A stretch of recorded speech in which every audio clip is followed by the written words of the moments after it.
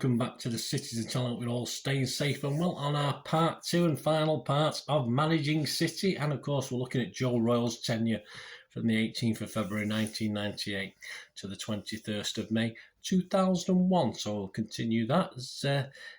Brief but glorious, eh? Well, up and down. Let's say that about it. Anyway, please, if you are new to the channel, push that subscribe button, push the bell notifications. It'd be great to have you on board.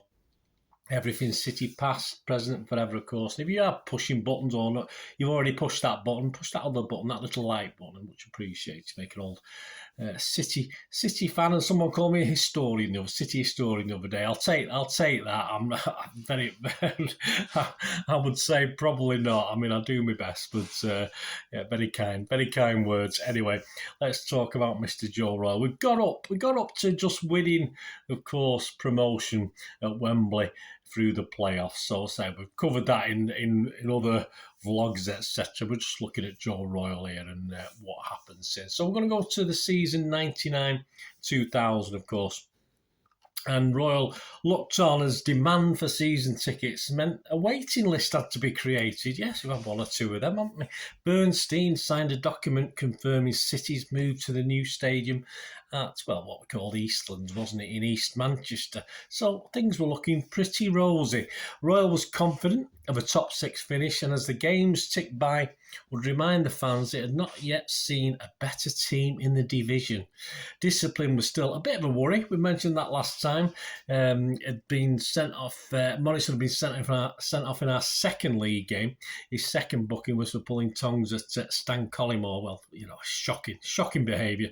Joe Royle had given 17-year-old Sean Wright Phillips, remember him? Yeah, a taste of first team action when he came as a 69th minute sub against Burnley at Turf Moor in the second leg of the Worthington Cup, which is what the League Cup was called then. He said about Shawnee, he showed glimpses of what he can do, a precocious talent, and obviously one for the future. He would make just 2 starts that season, so okay, not bad. He enjoyed his warming the bench, I suppose. Royle also had praise for Sean Goater, who hadn't sort of hit the straps yet, or started hitting the goals and becoming the legend he would be. He said he must represent the best value 400,000 this club has spent in a long time.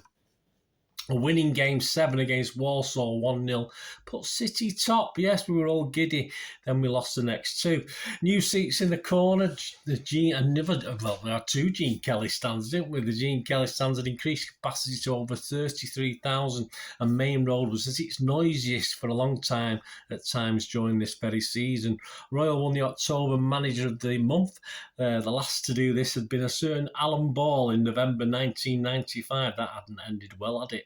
We won't dwell on what happened to him. When things go wrong for City, Royle just called it a wobble. Yes, just a wobble, as he remained very positive. Wobbles like the 2-1 defeat to Stockport County in December at Main Road did not necessarily go down too well with us, that's for sure. We were competing now at the top of the table, and that wasn't very, very welcome. A 5-2 Main Road FA Cup defeat against high-flying Leeds. That was a fun day.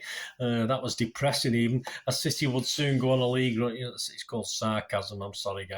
Would soon go on a league run of 5 draws and 2 defeats. The bright light was now Goater, who began to score for fun and was pleasing both Royle and, of course, us as the City fans. Royle had been not been complimentary about officials during his City tenure, caused ripples in January. He thought City had suffered from an incident in a Youth Cup game involving a female linesman. Or was it a lineswoman? I'm not sure. His quote included, "I'm not sexist, but I do not approve of female officials in professional football. How can they make accurate decisions if they have never been tackled from behind by a 14-stone centre-half?" Well, speak for yourself. Or elbowed in the ribs, or even caught offside. The press and the BBC had a field day with this, but Joe Royle shrugged it off and was surprised by the media reaction to his comments. Never changed, Joe. Despite City being second after a few weeks at number one, Royal was asking for patience from the fans who, despite the high position, we were having a go at certain players, especially at Main Road. And when City dropped out of the top two, with leaders Charlton seemingly running away with it, the pressure began to grow and show. Definitely on us, the fans, that was for sure. We'd expected so much, and this was another little blip, or a wobble, as Joe would call it. By the end of March, a 2-1 win at West Brom saw City sit third. And we've been drawing too many games. But by April the 8th, 4 wins has sent us second. A disappointing draw at Grimsby meant it was tight, but 3 wins in the last 4, including that memorable win at Blackburn, saw City promoted second, 2 points behind Charlton. Well, they were runaway leaders, but we got within 2 points, and that wasn't bad, was it? Again, as it was after the 99, a parade was discussed, but again, it was refused. Although this time, I think we were, as City fans, were a bit more keener for this. We're up any sort of celebration. But after the Blackburn game, of course, there was an impromptu celebrations all over the place, especially by fans at Main Road. And I wasn't there, but were you there? Thousands in Albert Square were a joy to behold anyway on a great day. I think I celebrated with my lad and a couple of friends that day. Fantastic. And on to 2000, 2001. Oh dear, I've put as a little subtitle here. Back the previous February, Royal had been claiming that the Premiership, we have nothing to fear.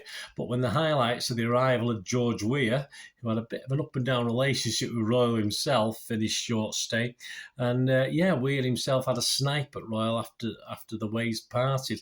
Basically, Weah wanted to be guaranteed a starting place, and not surprisingly, Royal's not that type of guy, is he? Could never guarantee that for him. And one chop would be a longer stay, but again, seemed to rub Royal up the wrong way.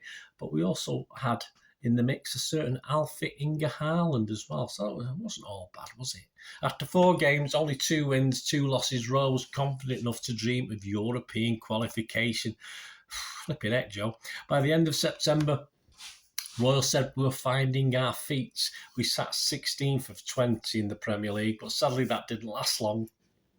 Royal was beginning by the end of November to say we were being unlucky after the defeats began to mount up. Yeah, those wobbles had turned into we were a bit unlucky now. The usual talk of Wembley in the Worthington Cup, but by mid-December we'd lost in the quarter-finals at home 2-1 to Ipswich. But Royal had also added a certain Richard Dunn to the squad, so all wasn't too bad, was it? By the 9th of December, Royal had called it hiccups. Yes, you've certainly found some words for it, as we found ourselves still 5th from bottom.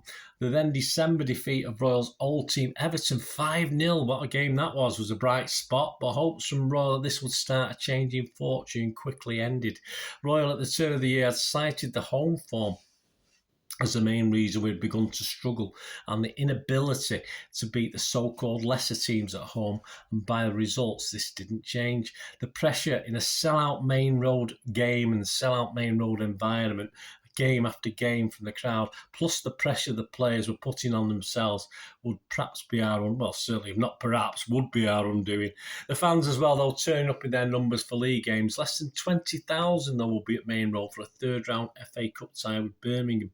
We'd had a similar problem the season before, with crowds for cup games being very low. A crowd that did surprise a few, and even Royal commented about it in next game's programme notes. Referees continue to seemingly be against us, including a Tiato strike against Spurs in early February. Do you remember that one? That was incorrectly ruled out and brought apologies from the Referees Association. Well, that's no use now, was it? But that didn't help our situation in the relegation zone. We had a 2-week break in March, and Royal took the squad away for some warm weather training, hoping it would do third bottom City some good, but we lost the next 3, so not the greatest idea or plan. City would win on 3 out of the next 21 games, 3 out of 21, a draw at Champions United 4 games from the end, and then a win at home to West Ham gave us a little glimmer, a little sliver, a glimmer of hope, but defeating our last 2 games sealed our fate. Although it didn't really matter as much as we'd actually ended 8 points adrift of safety anyway, so that glimmer against West Ham didn't really count for much.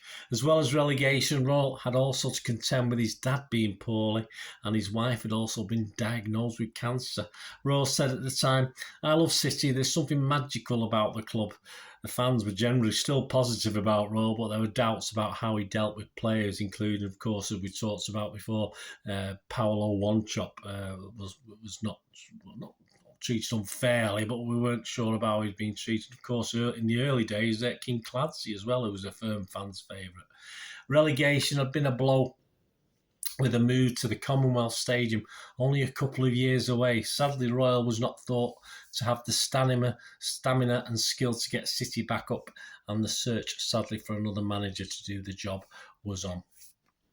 While he led City his games, he took a charge of 171 games. He won 74, drew 46 and lost 51. We scored 261 goals and let in 192. After City, of course, he had roles at Ipswich and briefly went back to Oldham. Though it's never ever good, of course it's not, to end any sort of career, whether as a player or a manager on relegation. But as both a player and a manager, Joe Royle, just to this day, and I'm recording this in January 2023, is fondly remembered by City fans, still is, and to this day he's always, again, complimentary about this club and its fans, and he loved his days as a player and loved his short tenure as a manager as well. So let me know your memories. I hope you enjoyed this episode of Managing City, which covered Joe Royle from the 18th of February 1998 to the 21st of May 2001. Yes, and some great stuff. So please check out all my other stuff. There's a couple of things on Joe Royle as well, and of course my history of Manchester City. As I'm recording this, I'm only up to the mid-70s, but of course we'll touch upon Joe again when we get to these seasons a bit further down the line, of course. But let me know your memories, let me know your thoughts. Hope you enjoyed it. Please, thanks for joining me for this Managing City, and join me for another one in the near future. Thanks for watching. Please, until we meet again, I ask one thing, don't I? Please stay safe, Blues. Come on, City. Bye for now.